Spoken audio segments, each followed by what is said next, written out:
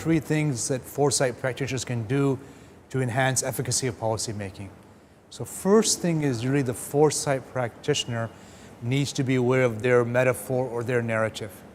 Some assume they're outside the policy framework, but we're actually part of the policy framework. The second one is to really understand where the resistance or the pain is in the policy framework. Are they in trauma? Are they fear-based? Do they believe nothing happens here? So it's truly understanding their context. Once I understand their context, I can think, what's the right method? Is it CLA and metaphor transformation? Is it scenarios? Is it visioning? Is it futures wheel? So I need to understand myself, and I need to understand their particular context. Then I can come up with the right method. Third is really action learning. People often think the goal after foresight is a plan, a things to-do list, a checklist.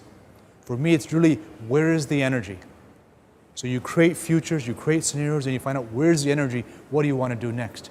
So if you watch NBA basketball, the best teams follow the energy.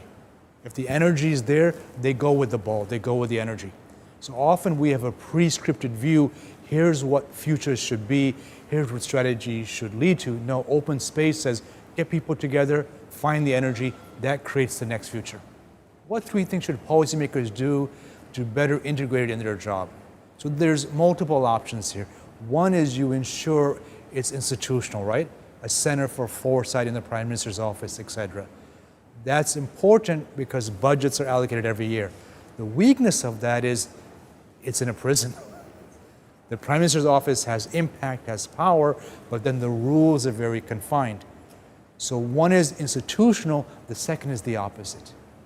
You want to have policymakers ensure futures is everywhere. It's diverse. Every person in the country is a futurist. So if one extreme is centralized, the second is incredibly decentralized. So what's the third one? The third one is right in the middle. What are the methods and tools that can empower above, empower below, ensure futures is 360 degrees? Is that crowdsourcing? Yes. Is that futures in schools? Yes. Is that futures in corporations? Yes. Is that futures in everyday life? Yes. So the three things are, you want institutional above, you want below everywhere, and you want in the middle space. How should we all contribute to the future? Well, the first thing is to go from future, one future, to futures. So I want to say, find out how do we contribute to futures, because foresight is about keeping options, keeping plurality ever alive. So that's one thing, reframing. Second is to get clear, what's my vision? So every group I work with, I ask them, what's your vision? Every person I ask, where do you want to go? Where do you want to be in 20 years?